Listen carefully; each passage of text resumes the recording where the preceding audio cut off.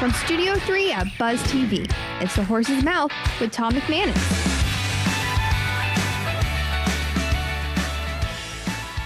All right, welcome into another edition of The Horse's Mouth here on Buzz TV at Tommy Max, of course, at my bar. Brought to you by our good friends at Heritage Capital Group and at Farther. Great to have them both on board. The financial wizards are here. The financial wizards are here. They're sitting right here at my bar. We're talking finance this time around. So let's welcome in the panel. Daniel Gilham is here from Farther. What's up, Dan? Doing well. How are you? Doing well. Look Dan at you all Daniel. casual. It's going to progressively get more, accustomed to the bar. How's it going, man? Doing it's good? Going well. Yeah, going business well. good? Business is going great. I'm excited to talk about business owners. I Absolutely. think that's our target market. Yep. Actually defending my presentation on Monday, where we'll be talking about the inhibitors to adoption of comprehensive planning for business owners as they go through their transition. Okay, so happy to share some of that Cool. as time allows. Absolutely. Great to have you on the show. Yeah. All right, Bill is back. Bill Prescott, how are you from Heritage Capital Group? Doing good. Anything new and exciting? Any new projects we're taking a look at? Yeah, a couple of companies coming to market. Okay. And also, despite what's going on in interest rates and everything else, there's Yeah. still a lot of powder out there for companies to sell into with private equity firms. Cool. Awesome. Always great to have you on. Kevin Lau's back. How are you? Hey, buddy? good. We got all the financial guys here, man. We're all together.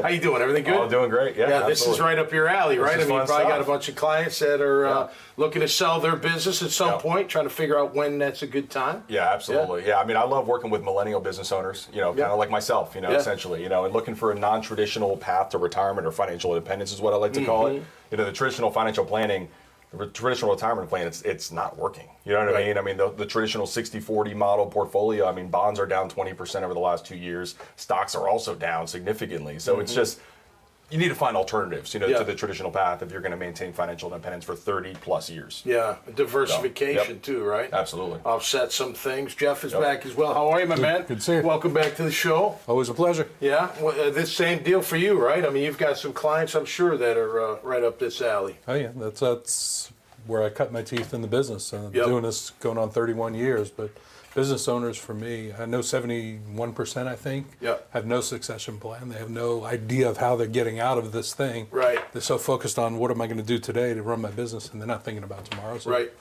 We talk about that a lot on this show, the planning, right? Yeah. You got to plan. But right. people don't always plan. No. Because it's emotional, right? I mean, especially when you think of something, you come up with an idea, product, service, whatever, it's your baby, right? It's hard sometimes to cut that emotional tie from it, right? Oh, it is to turn your baby over to somebody else to grow it, or you have family in the business and maybe that family isn't the right one to be the caretaker for the business, and tough decisions that you have to figure out. And from a wealth management standpoint, the last thing you want is a successful business worth several $1 million or more, and you put it in the hands of the kids who maybe haven't been trained to do it, and then you take the biggest piece of their nest egg, and it all kind of evaporates. Yeah. It's a tough conversation to have with business owners. That's a big ego one, I can imagine. The family not wanting to let go, Yeah, and the generational transitions are really, really tough. You have different priorities from one generation to the next, and there's a ton of research that shows that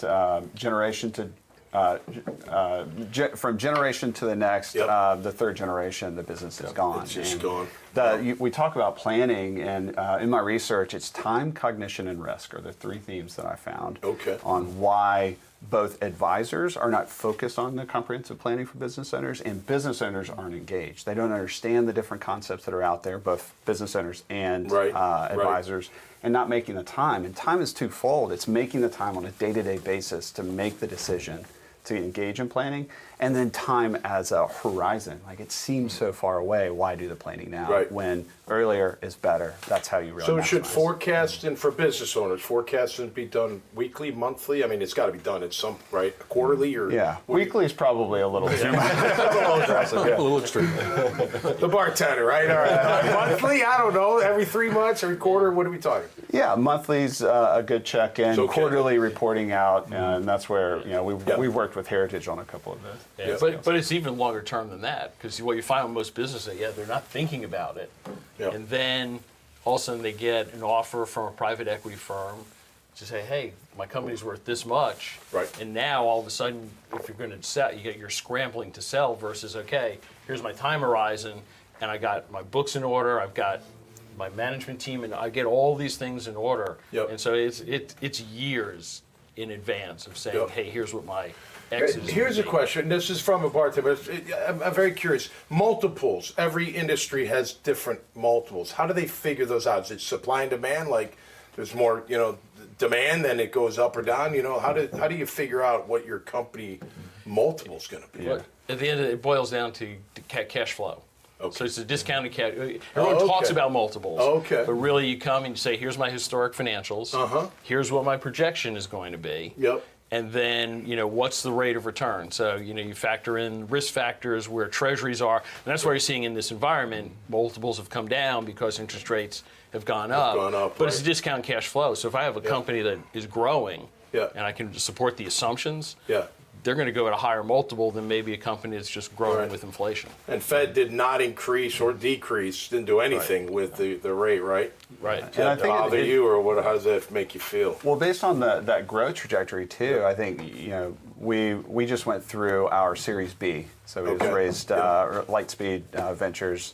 Led our Series B recently, and so based on the industry that you're in also affects what those multiples look like and that projected value over time. But back to your point, I think the Fed holding was expected, and I think a good move. I'd love to hear. Yeah, I think it was probably the right move right now, but they're kind of leaving the door open for more increases down the road. I mean, to get back to 2% inflation, it's hard. It's going to be a long road. You know what I mean? Right. And so I think that's why a lot of arguments last year were like, hey, they should have started this earlier. You know what I mean? As opposed to the beginning of 2022, but it is what it is. All right. So that's where we are. Yeah. Jeff, last word, man. What do you think, buddy? I think the biggest thing more than that, because we're going to have the economic factors all the time, no matter when it is, but it is the planning piece, right? We have to have the books in order. We have to have the trajectory in order. We have to have people in place. Yeah. And we can put it together. Anyway, we can all do that. That's all right. All right, guys. Thanks so much for being here. Really appreciate that. Hopefully, you guys learned something out there. I know I did, at least to a certain degree. Check out their profiles and what they do. They all do great work out there. Just see them at iwantabuzz.com. You'll see this conversation. You'll see many, many others right here. And everybody has a seat at this bar. So until next time, be safe and stay cool. We'll see you right here on the Horses Mouth. Cheers. The team at Heritage Capital Group is special because it's a collection of people across the spectrum. We have people who have been in the shoes of owners that are looking to buy and sell, and professionals that have executed transactions helping buy and sell companies for decades. I think when you talk to us, see what our experience is, see what our skills are, see the reach that we have, you'll be very happy with the recommendation.